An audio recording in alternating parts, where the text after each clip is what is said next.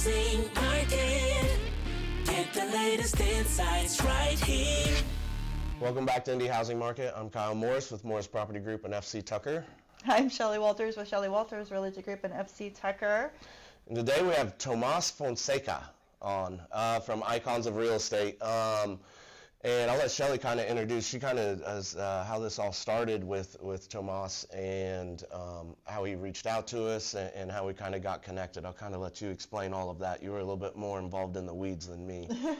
First of all, thank you so much for joining us. We really appreciate it. And thank you. We were, the way we met is we were featured on the Icons of Real Estate, the best podcast in Indianapolis. So that was, interesting to read. We were really excited about finding out that somebody thought that. Oh, somebody listened. So thank you so much. Can you just tell us a little bit about what Icons of Real Estate is and what your background is? Yeah, thank you, Shelly. Thank you, Kyle, for having me on the Indy Housing Market. Well, it's a pleasure to go from, a feature to an actual, a feature on our website to an actual feature on your podcast. I love how these things go. But yeah, we are Icons of Real Estate, or I am representing here Icons of Real Estate. We are the number one real estate podcast. So we produce all and around over 70 podcasts, and as the network indicates, they're all in the real estate industry. So among different niches, from investing to commercial to traditional real estate, to different states, all the way from Alaska to California to Florida to Pennsylvania. So we're on a mission to make podcasting accessible, both on guesting and hosting, and we're writing a few kind of knowledge articles, to show our authority in the industry, and we're trying to check out what is the best podcast in each region, and we had our content writers do a little search, and they chose your podcast. So you must be doing something right, and and I'm happy that I chose you, because now we are in a room together, or in a virtual room together, recording a podcast.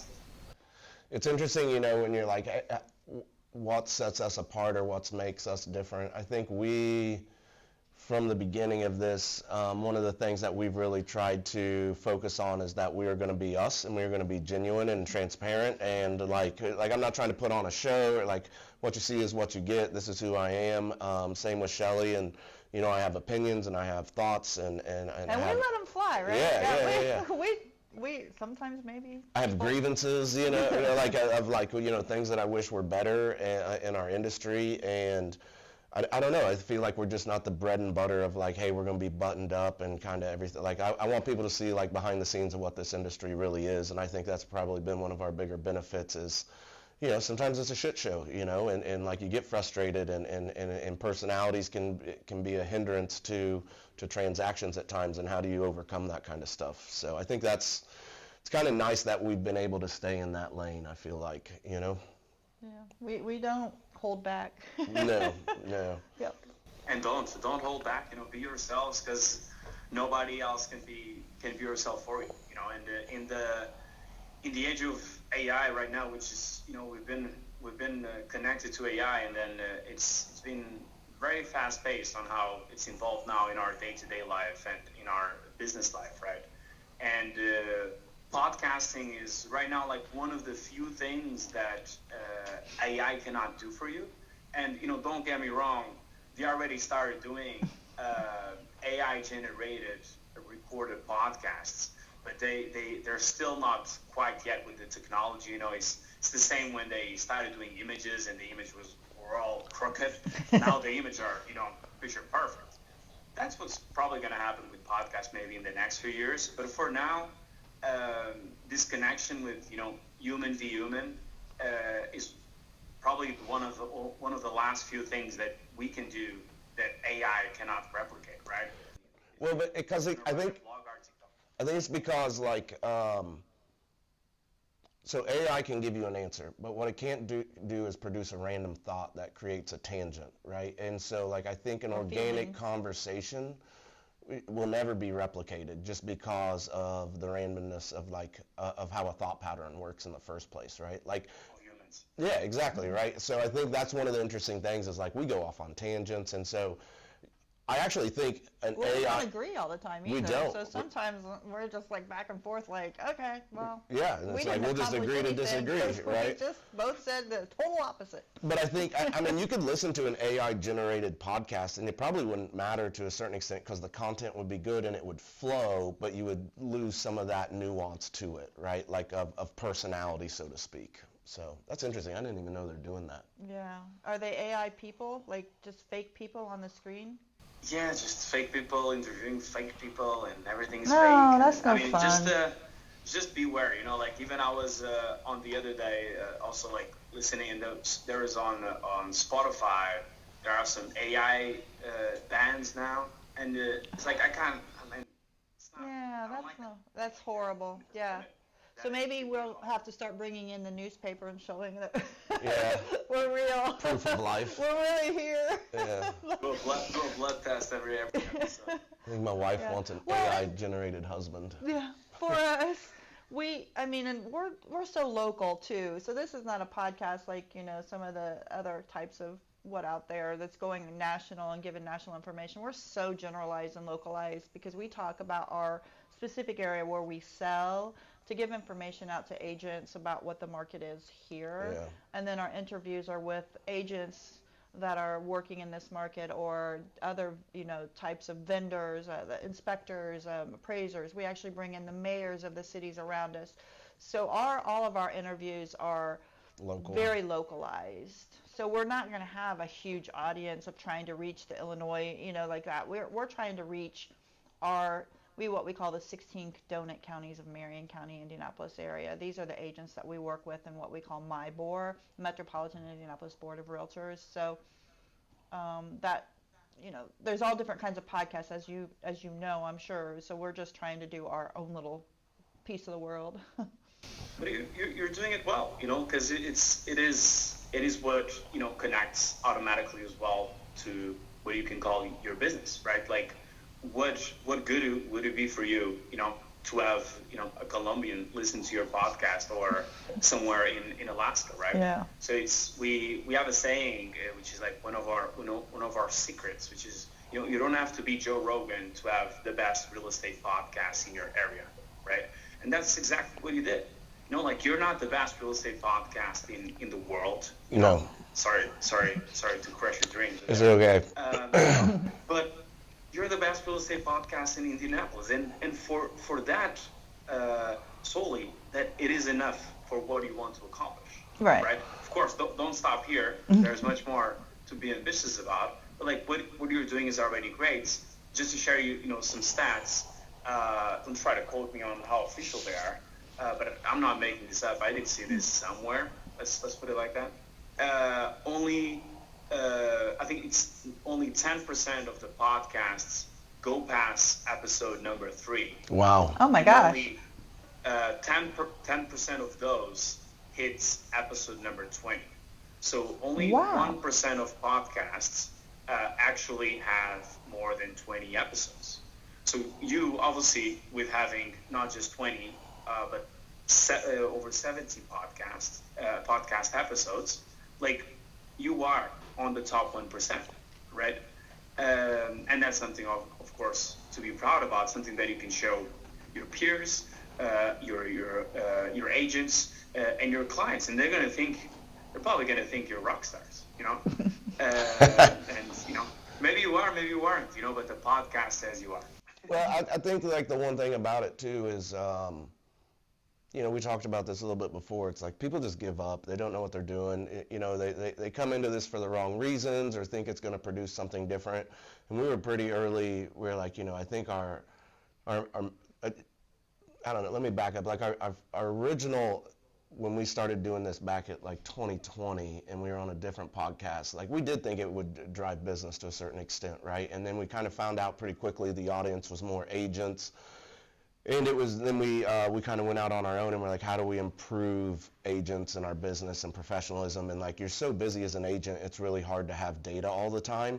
And so we're like, hey, well, lean on us. We'll provide data, at least in a certain, the north side at least. Yeah. And then that's kind of enough to actually talk about the whole city to a certain extent, right? And it's weird how it turned into like, hey, we're here to help agents more than anything else. Obviously, it does help me because I'm better with my clients because I know the data. And I do have clients who do listen to this podcast, but it's more about like the pulse of the market, what's really going on, because I just see a ton of misinformation out there from other agents, and we're not educating our consumer base enough. And then we're wondering why the consumer base isn't responding to the market. Well, it's because the agents aren't actually explaining the market to the consumer base in the first place. And it kind of all starts with us, and I don't mean Shelly and I, but like us as agents and the information we're giving out. And like, you need to be ahead of it instead of behind it. And I think most agents are behind the information instead of in front of it, because there's just so much with this job. I mean, I never did stats before the podcast. No, not I'm like not a this. stats person. No. Yeah. But we've also said things too, like on the podcast, that's we just kind of say we can feel it. Like we can see something starting to happen. And I think every agent out there may be able to feel that if they're doing enough business. But when we start looking at the stats, like we'll go through, we have our little, really old-fashioned kind of thing here where we can go to the back pages 6 or 7 weeks and go, yeah, when we started feeling it, we start looking at the stats and seeing it. And so we provide that out to the agents to just kind of say, here's what we think. And then when we write it down and look, it's like we were right. Like it was really happening. And then you go back and you look and see the progression for the past 5 weeks, and we can quantify it. Whereas that's kind of where we hope we do help. But the other thing I think is so interesting and helpful is when we first started reaching out to the mayors of the cities around us and, the superintendents of schools and just the IAR CEO. I mean, the people that would come on and would join us and want to talk. We were just really surprised that I was that we would have people that would say, but to be able to have those conversations for 45 minutes with some really important people. We've had some conversations where I think, when you're talking to the mayors or anybody like that, they're open to hear what we say as real estate agents, what we're seeing and feeling and having issues with, and have that open discussion. So that was really amazing to me, is how much openness there is of people wanting to join us and help us with the podcast and getting information out as well. So I think, one of the interesting things, so, obviously one of the things that you do help with is like, how do you improve content? How do you improve audience, all of these other things, right? And so I think one of the things that you have to, before you even get into like how do you improve, it's like how do you stay, right? And we were kind of touched on it before. We kind of like briefly had like a 10-minute conversation. Like, why do people fail at this? Why do people, let's say you don't even do a podcast. Let's say you just do social media content, right? Or TikTok, right? Like, because I see TikTok's a really big one right now. And I was like a really early adapter to TikTok personally. I have like a very specific view on it. And it's a personal view because I can remember when I got on it, it was like 2018, and I was almost mocked for getting on it, right? And I was like, we'll see, maybe I can use it. But then COVID happened, and I watched what happened to my whole family with TikTok, and like the algorithm is like so perfect. I was less productive. So I got off of TikTok because I was less productive and less connected. I know it would be beneficial to my business if I did it, but the problem you have now, it's, everybody in the world thinks like, oh, I want to be that TikTok agent, when most of like that role has already been filled. Like we have some like around here that are really, really good, like Summer Hudson, Kyle Engel, like we've got some, girls, we've got some really good TikTok people that I think do really good content, but everybody's like, oh, I'm not doing it, so I should do it, and then it doesn't work right away, and then they quit. And I think that's the bigger problem I see with people when they're doing content of any form, is like, why do people quit? Why do they fail? What should they be putting out there? What are the numbers of like how long, like what you said about the podcast, right? Like the idea that like most don't make it to 3 and then most don't even make it to 20. I would say in the time we've been doing podcasts, I've seen a lot of people start, and like just none of them. I never knew there was I'd never thought about that number, but like that number, that stat you talked about, I've seen it since we've been doing this. I have too, and I it. think because I actually see people who say they've seen ours and they want to do one. Yeah, and which is fine. I want people to do that. Right. What are your thoughts then on what agents should or shouldn't be doing and why should or they shouldn't be doing that? Yeah, so I see there is two reasons that podcasts fail. And the first reason that I wouldn't say it's the number one reason, but it's the reason that agents they'll justify themselves with is lack of commitment, right? So they say, oh, I don't have time, oh, I don't have money, right? But everyone knows that if somebody calls you and say, hey, I have a Ferrari, it's a brand new Ferrari from just released last month, it's $5,000, you know. Maybe you don't have $5,000 on you, but I mean, it's a Ferrari. Of course, it's worth more than that. You're gonna find that. You're gonna find a way to have $5,000 in the next 5 minutes, right? So it's never about the money if you see the value, if you see the output, right?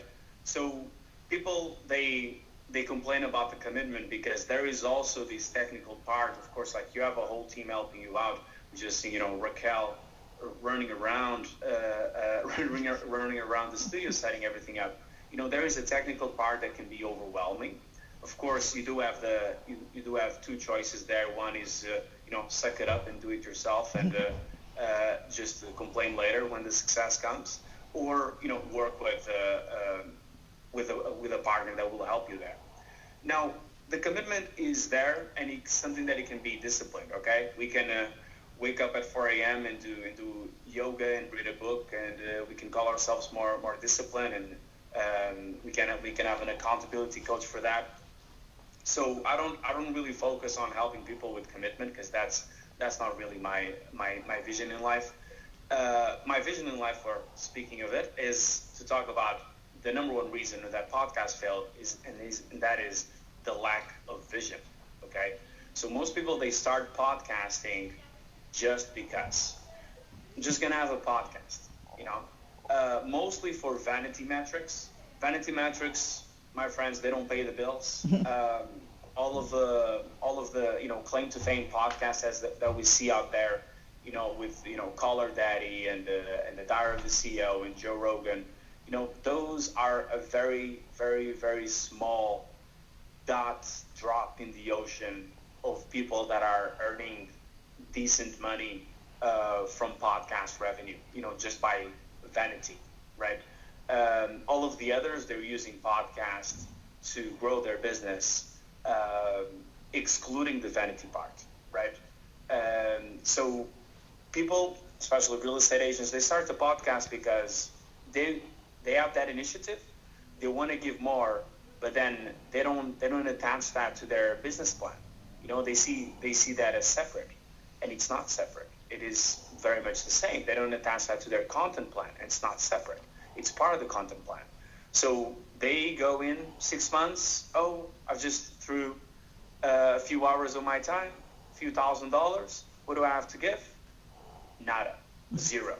So people, they stop, right? So, and this is what happens most of the cases. That's why, when we started producing podcasts, I think it was like 3 years ago, we had it real easy because, we're literally offering a solution that was urgently needed. So people would thank us very much for accompanying us on their journey. So the first one really is to define your vision even before you build the podcast. And it's not building your vision to the podcast that you want, is building the podcast to the vision that you have. Yeah. Okay? And that success will be closer if you do that. That's interesting. I think that's something that we could work on a little bit. Like for me, I think if you asked my vision, and like Shelly and I have never even touched base on this, I just want to be top educational resource for people locally about not just the industry. I want to be boots on the ground, what this is really like, what the numbers look like, what the showings feel like, what the offers feel like for consumer, for agents, all this other stuff. So they're like, hey, I'm getting ready to buy a house this summer. What's it kind of look like right now? And I don't care if you're an agent or if you're a consumer, you can kind of listen to a podcast or two and you're good. Like, I would love for that to be kind of us. But it's weird because you come in and you're like, hey, what are people going to share? Like, I can't tell, like, we've been very disciplined with this, and I can't tell you how many times we've sat down and we're like, what are we going to talk about? And we're like, we'll figure it out. But the thing is, like, I live and breathe this, and so does she, and, like, unfortunately for my wife, like, I could talk real estate all day long because, like, I'm consumed by it. Like, I have a business, and, like, we have all these transactions, and, like, I help other people, and it's, and we'll sit down and be like, oh, let me tell you what happened this week, listen to this dumb shit that I dealt with, So one of the, I think I want to ask you, see what your thoughts are. We do feel like we are who we are. Like, we are what we say, what we do, what we feel is very out there on this show. Yeah. Like, we don't really hide much, and maybe sometimes that's good or bad. But we had this kind of thought. You were just talking about how you can talk about real estate at home. One of the shows I think we're going to have coming up is talking to our spouses about what it's like to be married to a real estate agent. And so kind of one of so one of the things in our show, like you said, what is our vision? Our vision is to make this, like, we are not sugarcoating this industry at all. We talk about the shit that happens, what makes us mad, what we think needs to be fixed. We complain about things that agents do. We don't talk disparaging about certain agents. We just talk about what frustrates us. And we ourselves are not the best agent out there to say we know all. It's just here's make what we mistakes feel. too. Here's our frustration as real estate agents, and we kind of feel like we're speaking for a lot of people. Like, we read real estate professionals. I mean, the stuff that people put out there is a lot of things we bring up ourselves on here, and sometimes we disagree, but we kind of thought, what if we brought on the spouses? What would they say it's like being married? Even, like, kids, teenage kids, but that's where I think, what is our vision? Our vision is to be informative, but to be ourselves and to show, here's what we deal with on a daily basis, and we kind of feel like probably we're talking to a lot of people and making a voice of what they're thinking as well. I think it's like pulling the curtain back on the industry, because, like, I love this job. This is the best job I've ever had. I for sure was sold a false bill of goods when I came into this, though, like, it's just not what I thought it was. What do you mean? It makes good money, you get your own time back, and you have nice cars? Like, yeah. Why everybody starts? Yeah, like, that's what do you like houses? Do this, which is like what, like, showing houses is like 10% of this job. And even that's a pain dealing with the lockboxes. I mean, it can be, right? And so, like, I think I just want to show people what this job is really like, and there's people who think that we're underpaid or we're overpaid, and, like, I'll be the first to tell you I've never been accurately paid. I'm, like, always underpaid or overpaid, because, like, each transaction is so different, and, like, it's a lot. It's just a lot to deal with. It's amazing. I love every bit about it, and I think sometimes the failure rate, you talk about failure rate with podcasts, there's a very high failure rate with real estate agents, right? Like, it is a 90% failure rate in the first 2 years, right? And I think part of that is because we are not educating people what this business is really like, and then they get into it and then they quit. Business, you just this is a full-time job, I do know people who do it part-time, and, like, I get asked all the time, like, hey, I want to get into real estate, and I have these conversations with people. If you want to do it part-time, it's probably going to take 5 years, like, that's just the reality of it for you to build up kind of a war chest to be able to do it full-time. And I think that's one of the things we really strive to do is, like, I want people to know everything about this industry and what it's really like. It's not the TV show, like, it's just not. Like, right now, I work like 80 hours a week. That's just the reality of it, but I do have flexibility, except for I just work a crap ton, but there's also weeks where I work like 30 hours, like, it just is totally vacillates from what it's like. And so the idea that you can schedule around that is very, very difficult. Like, for me, I have a team, so that allows me to schedule a little bit easier. Same with you. That's one of the reasons why I did build a team, is so I could actually schedule better. And I just wish, like, with our vision, like, I want people to know that. And more importantly, I want other agents who are out there and don't have the luxury of being able to talk to other agents in a transparent manner, right? Because there's a facade built around, like, persona, so to speak, right? When it comes to competition versus collaboration. Correct. We're all about collaboration. Yeah. Yeah, and that's not a thing. What do you think the vision is that could hurt somebody? Like, what's a vision like people should choose? Okay, I want to do a podcast because my vision is. What do you think is just you're not going to make it to the third? No, so it's like you're. I don't think you're proving that you don't need a vision to have the podcast successful, right?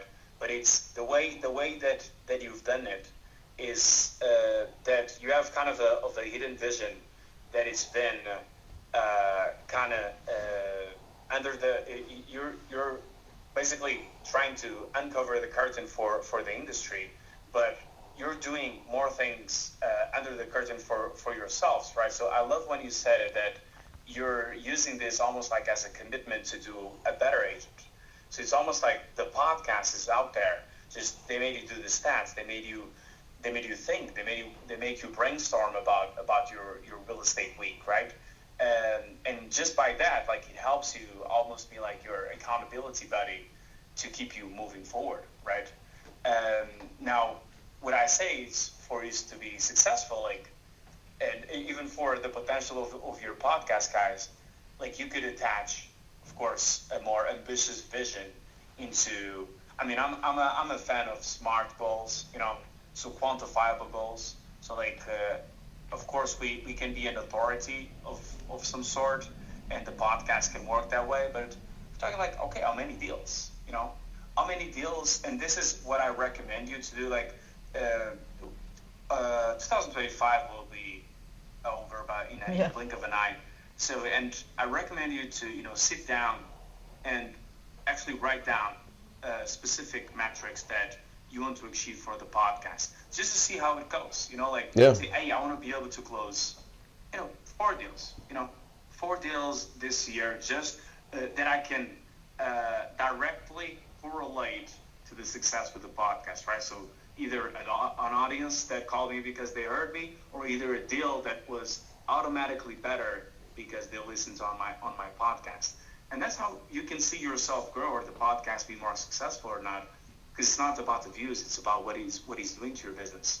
Or our podcasts, I have to say, like, we don't have the podcast with the best views, because we focus on business first, vanity second. Yeah. We have this, we have many success. Is a lady in Nebraska. She hasn't even released her podcast. Okay, her podcast was not out yet, and our plan with the guests and what we do is we see 2 avenues of growth. So one is the content, right, and is everything that you're talking about, Kyle, of positioning yourself as an authority and having the number 1 real estate podcast in your area. But the other avenue that we see for growth is the guests, right? It's everyone that you have on your podcast. It can be a potential partner in business. So what we did with our clients, we basically connect them with the best potential referral partners that they could have, being that industry partners like insurance agents, title reps, mortgage, general contractors, or even agents from other areas that our client couldn't service. And even before the podcast was released, she interviewed a guest. The guest liked her so much that in the week after, she called her and said, hey, I know that you do business in Columbus. I really don't do business there. Actually, I didn't know anyone there before I met you. I have this land developer that wants to do a big deal in your area. Can you help him? The land development ended up hosting more than 300 listings. More than 300 listings that were built all under our clients' deal, right? And that was all from the podcast, and the podcast was not even up, right? So there is a lot to do with the podcast success, even from the background, So that's what I say about the vision is write a goal go after it. Go after it. You'll be surprised on what he can actually do for your business. And it's already doing great things for you. Just saying, it can do a little bit more. Yeah, it's definitely done things for me. And I think, I like to say I can't quantify it, but I can. I have clients who listen to this. I have cross deals where the other agent listens to this. I have people that I know that I will be in cross deals with in the future, right, that listen to this. I know for a fact that it's already been a benefit to me.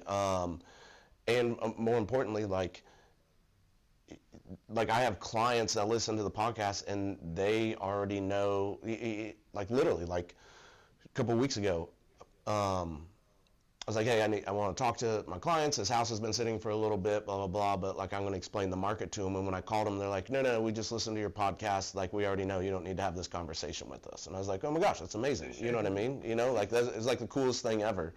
I just had that conversation. I had a seller that I was interviewed for a listing appointment and talked to them, and they were asking me about what the market is, and I was kind of explaining it to them. I said, but I will tell you that we've been literally talking about this market for the past 3-4 weeks as it's consistently changing, and it's becoming a normal market. We've been saying normal market for a year almost. We've been saying it's just become a normal market. When the houses sit on the market for 35 to 60 days, that may not be the 21, 20, 22, and 23 we know, but that's what all the buyers and sellers are talking about, because that's what a lot of agents are still talking about, and they don't know that. But we keep saying, no, it's changed. We've slowed down to a trickle of 35 to 60 days, which is normal. Yeah. And I had to have that conversation with the seller, and so I said, well, I'm telling you this right now, but I will tell you this has just been a conversation in our podcast for like the past 3 to 6 weeks about this change and where we're heading. And when I left, I just said that, but I left and she called me at about 4 o'clock and said, I listened to a couple of podcasts and we're cool with that price because we understand now. And I didn't have to say much other than we did this podcast. I do this every day, but it helped to just know that maybe even the person she was listening to in the podcast wasn't even me. It was just that person on the podcast even just said it, but it was really me. So if that makes sense. But it does help. That's one of the things, though, that you can use the podcast as well in your favor. So it's basically using it as a gigantic, growing knowledge base. Yeah. Right? And instead of you following up with someone with, sending an article that doesn't really belong to you, or following up with someone just saying this or that under writing, that's like, why should they believe you? Is imagine someone is wondering about I don't know, like the molding in their house when they're buying one, right? And you happen to have an episode just about that. Like, you sending that episode not just helps them in their query, but kind of throws them into position you as like such a professional. It's like, whoa, not just they tell me what I wanted to hear, but they kind of tell me in a such fashionable way. So it's like you have over 70 episodes. You can like categorize them and you can send them to each client to whatever query, and you don't even have to say anything maybe ever again. Have a question, hey, here's a podcast. I have a question for you here. This is a point of contention here between me and Shelly and Raquel. So, what do you think about Facebook Live podcast? Facebook Lives. Ooh. So Facebook, it's still alive. Let's you were mentioning TikTok there, that you were mentioning to everyone, right, Kyle, that we're doing dances on TikTok in 2018, and then just kidding. And then obviously Instagram came strong before that, and it's still strong. Facebook, as much as people are not using it for social purposes, there's still a lot of business to be done, because there's still a lot of users there, right? Yeah. Mm-hmm.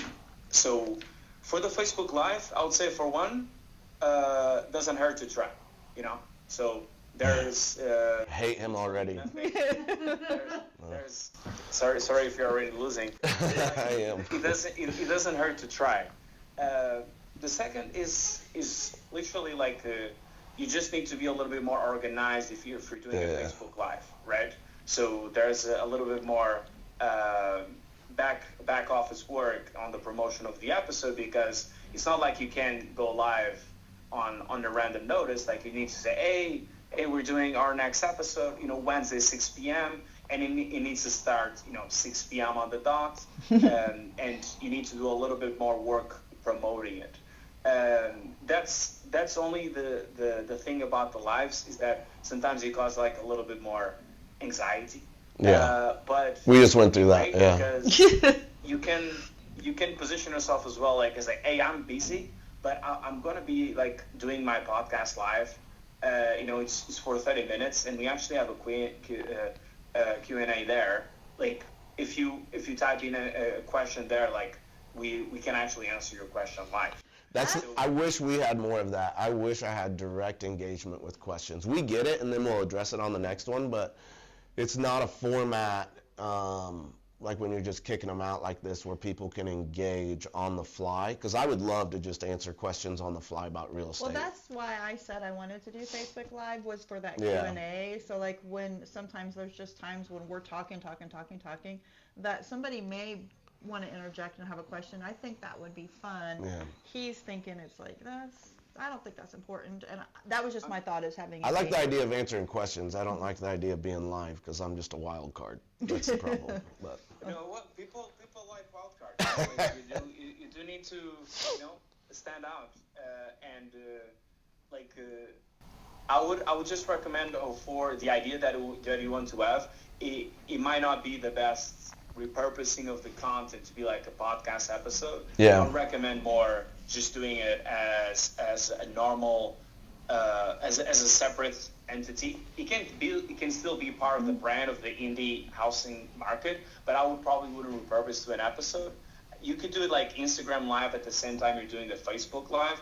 So in that way, you actually have double engagement from both platforms. On the Instagram Live, and people are on Instagram all the time. It's pretty clear. It shows up on the first, for anyone that you follow that follows you. So it'll be pretty easy to have people click on, and you can even engage with them and like say their names, say, "Hey, you, John. Hey, what's up?" Yeah. So it's way easier, but it wouldn't be a podcast episode. Gotcha. That's that makes sense. Yeah.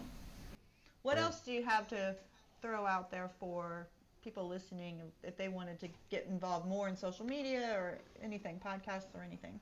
Or if they just wanted to like kick off a podcast, right? And so like, how do you do that and stand one up, right? Yeah, I would say, if you're a wild card, don't be afraid to show it, like Kyle here. And I've seen a study as well. I think this one is a little bit more official. Not that the other wasn't, but just a little bit more official, which is the attention span of a goldfish. So the goldfish, as you know, is a fish that is known for being dumb, for lacking attention. Let's put it in this more polite way, right? For lacking attention. You don't have to be polite. It's okay. I feel like he's staring at me. Right? Right now, in this precise moment in our human existence, a goldfish has a bigger attention span than humans. I believe that. So it is really, really, really hard to hook on people's attention, right? Mm-hmm. So whatever the content you have, if it's anywhere near boring or repetitive or irrelevant, it's going to get scrolled away, it's going to get pushed away, it's going to die, So you really need to figure out a way of standing out. Like one quick way is literally one of my favorite ways as well of coming up with new ideas. It's kind of copying the others, right? So a little benchmark, So you see like what is working well, even on the other states around you. Like try to see like what are other agents doing that it's working for them, and then you might find something that Agent A is doing in Philadelphia that it's not doing in Indianapolis. Oh shit! Like this guy is doing this there and it's working. Nobody's doing this here. Well, let it be me, right? So there is a multitude of different platforms that you can do, being from podcast to YouTube. But the content, it always needs to be captivating, okay? Make it funny, make it pop, while still being professional, you know? We've all seen that dude that does the hypersonic showings on the houses, you know, the one that screams to the toilets. It's like, man, he was just a new agent, and he did something silly. Yep. You know, and right now he gets $1 million listens because of that. Now, that one, like, it's probably not the best example because, like, it's really hard to go viral like that. But it's you're in real estate. We're not selling Barbies here. You don't need to sell 15,000 Barbies to get, you know, $15,000. You know, you need to sell one house.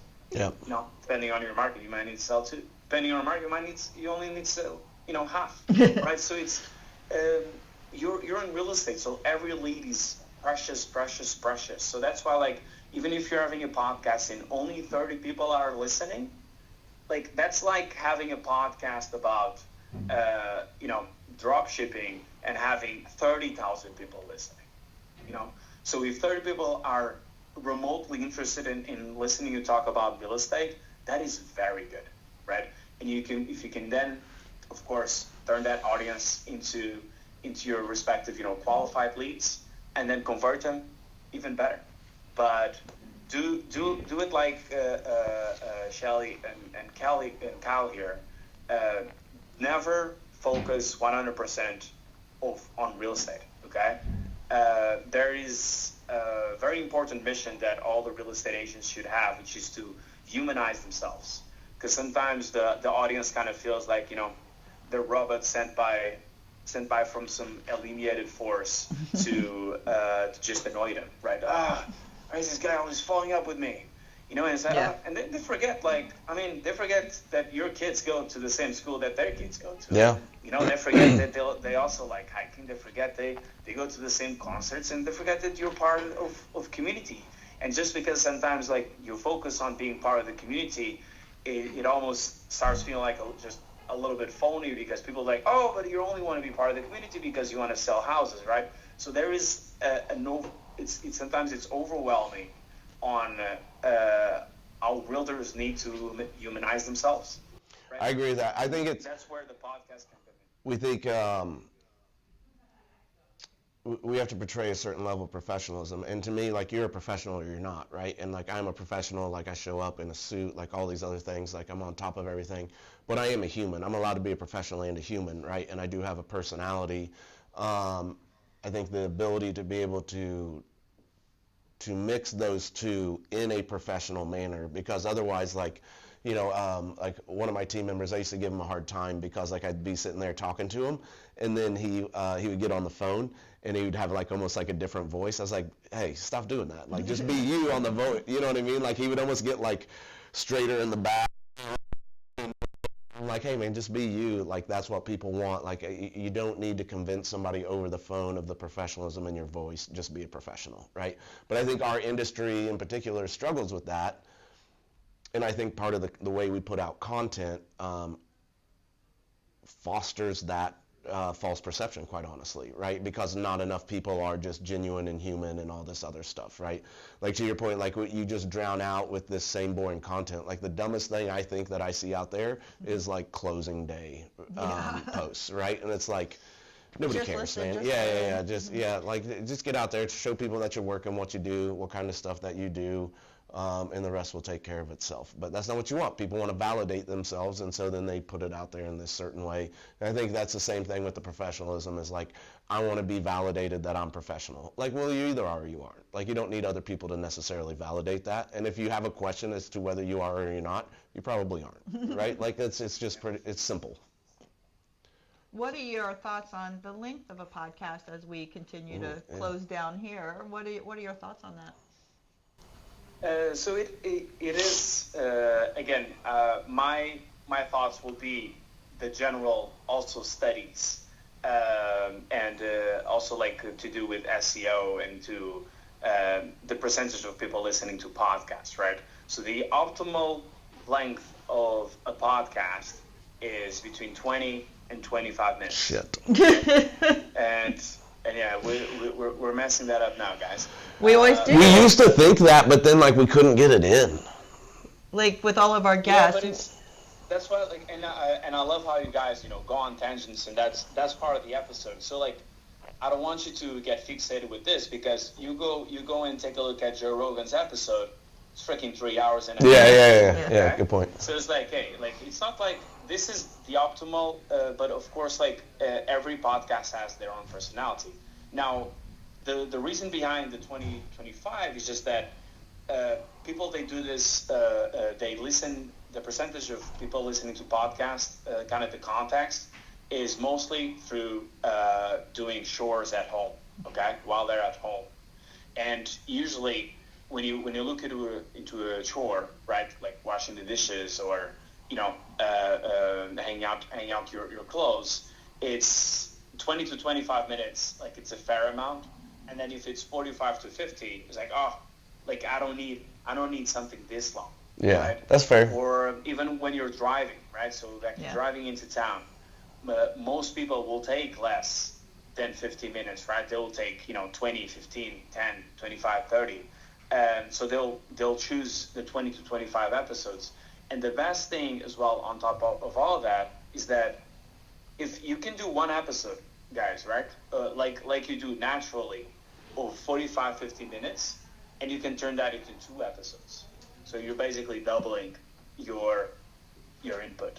Now, of course, like things need to be a little bit more condensed, but I wouldn't say for you to cut on your tangents, because then that would defeat as well a little bit the purpose that you guys have around the podcast, which is just to release yourselves to your real estate thoughts and whatever is the guest that you're talking about.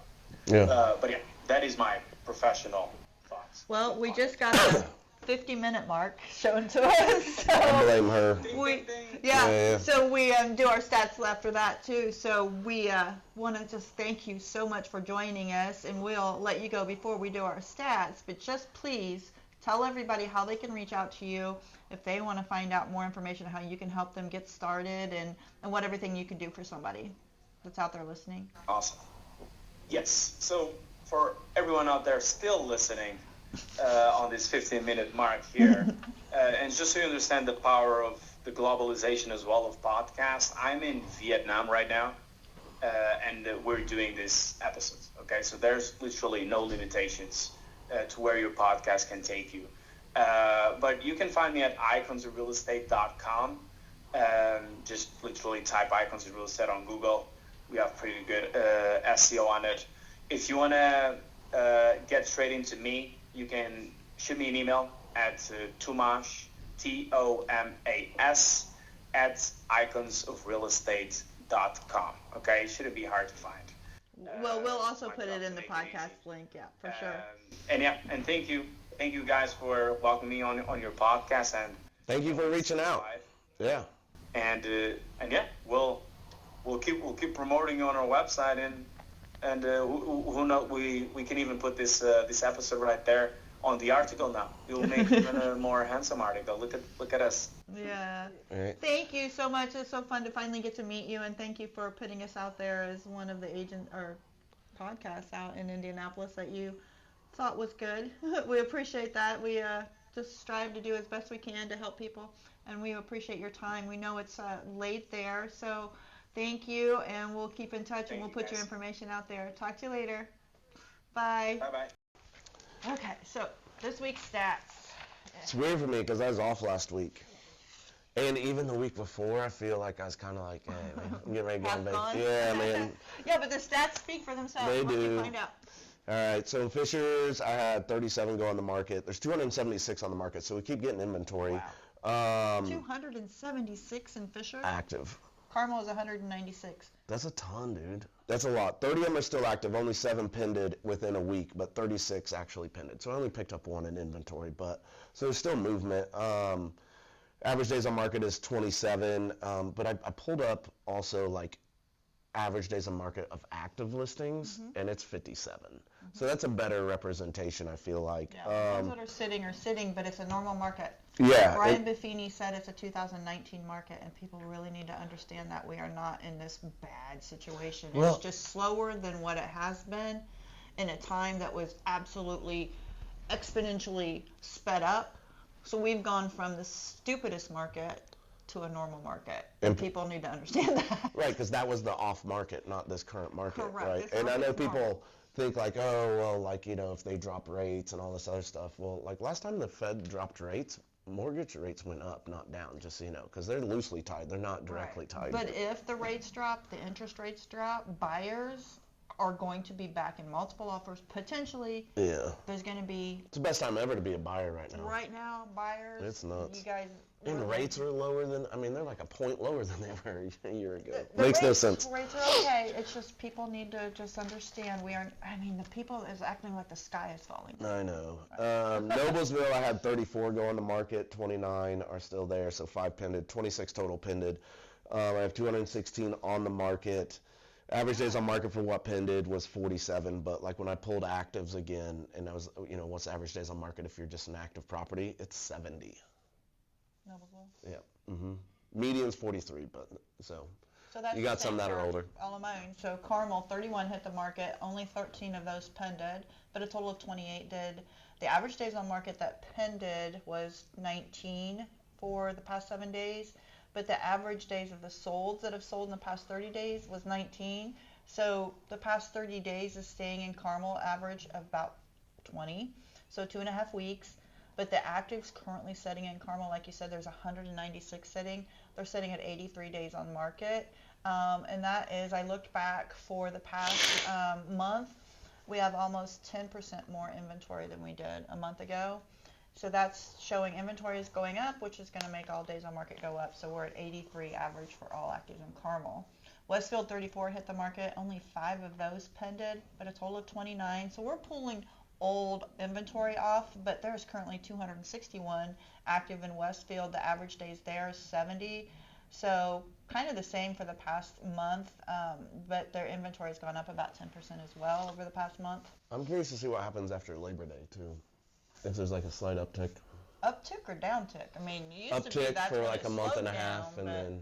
Yeah, I mean, we always keep saying there's no season anymore. Yeah. But days on market for those that are sold was 35 in the past 30 days. In the past 7 days was 40, so they're staying around a month and a half. Zionsville had 12 houses hit the market. Only 2 of those pended. Now, Zionsville is usually one that is pretty quick, but just 2 pended, a total of 9. Average days on market of the 2 that pended was old inventory was 82. So only 2 of them. That number pretty high on that one that sold that had a lot of it. But 86 are currently active in Zionsville with an average days of 80. And in the past 30 days, the solds, 50 of them sold. It was 24. So if we look at in Zionsville, 80 days on market for this current sitting, 86 for the past 7 days. I'm sorry, 82. And 24 for the past 30 days. Zionsville just took a little bit of a slowdown. Yeah. But that's, you know, the inventory out there right now is where our days on market are going to start to be. And what you said about Labor Day, I don't know. I don't know either. I mean, I have a feeling on it, but I won't know till we're out of it. Yeah. Well, and it was 48 degrees last night, so I know. It's going fast. Yeah, but is it going to be 90 in a week? I don't even know. Yeah, right. Tomás just said like 25 is going to be over before we know it. So I literally just had a listing appointment yesterday. And I brought up the, the H word. Holidays are coming up. I mean, really, when she was talking about, well, we'll be ready in 2 to 3 weeks, and where we were with that, I was like, well, that'll be the middle to end of September. If we're on 30 days, potentially, of just the closing, and it's taking us 30 to 60 days to get an offer, we're past Thanksgiving. Yeah, you're closing so middle of December. Right now is it's real. Having. With your sellers. No, that's what we're having. I don't know if everybody is. Yeah. But it's there. It's time to start talking about that too. So we're coming to the holiday season, you guys, if you're trying to talk about listing already. But anyway, thank you so much for having Tomás. That was cool. Really fun to talk to him. And in Vietnam, that was fun to learn that we could do that. So. And we did on Teams. Like, we stepped it up here a little bit today, you know? There are a couple of agents that we want to have on the show that are just so fun to watch. So now that we can do this, we'll do that too. So thanks you guys for joining us, and we'll see you next week. I'm Shelly Walters with the Shelly Walters Realty Group, 317-201-2601. And I'm Kyle Morris with Morris Property Group and FC Tucker, and my number is 317-649-5122.